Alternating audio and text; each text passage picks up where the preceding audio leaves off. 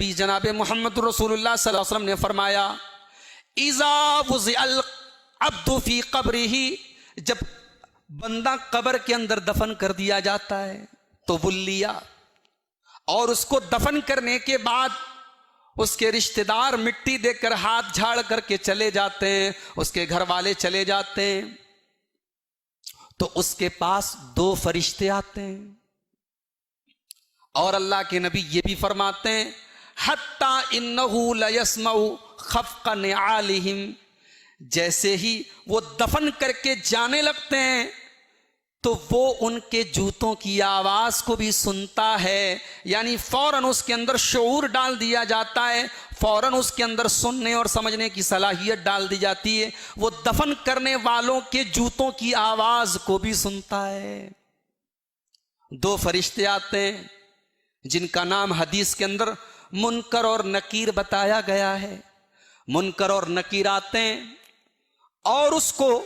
बिठाते हैं, कब्र के अंदर लेटा था बिठाते हैं और उससे तीन सवाल करते हैं, मन रब्बू का, तेरा रब कौन है, माँ दीनों का, तेरा दीन क्या है, मन नबियों का, तेरे नबी कौन है। ये तीन सवाल उससे किया जाता है। मुसलमान होता है, मुवहिद होता है,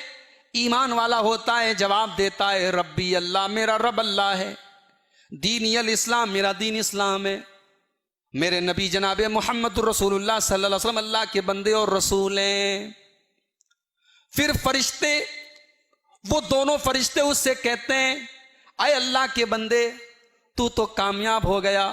तूने तो अपने सवालों के सही जवाब दे दिए। फिर उसको जहन्नम की एक झलक दिखाई जाती है और फरिश्ता उससे कहता है, देखो ये जहन्नम की एक झलक है, तुमने अगर गलत जवाब दिया होता तो तुम्हें जहन्नम में डाला जाता, लेकिन फिर उसको जन्नत का एक सीन दिखाया जाता है, जन्नत का एक मंजर दिखाया जाता है और उससे कहा जाता है कि देखो अब तुम्हें जहन्नम की जगह जन्नत में डाला जाएगा।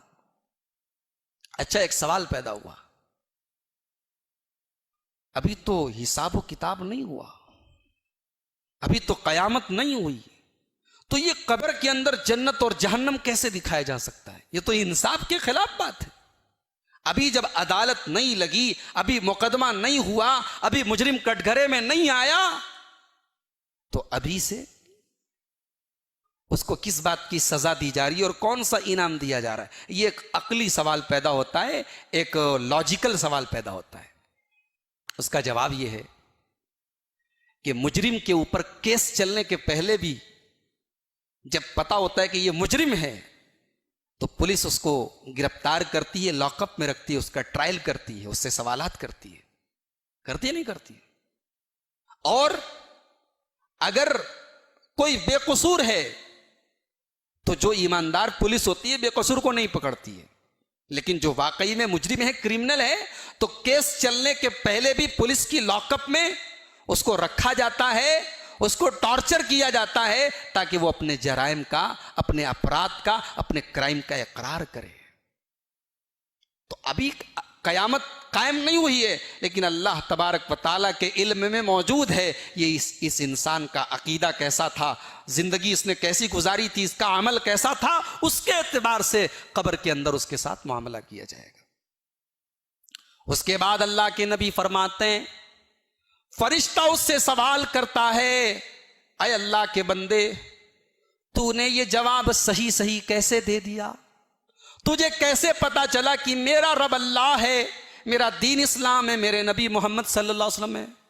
तो बंदा कहता है, करा तो किताब अल्लाह, मैंने कुरान पढ़ा था, मैंने हदीस पढ़ी थी, मैंने शरीयत का इल्म हासिल किया था, मुझे पता था मेरा रब कौन है, मुझे पता था मेरा दीन क्या है, मुझे पता था इस्लाम क्या है।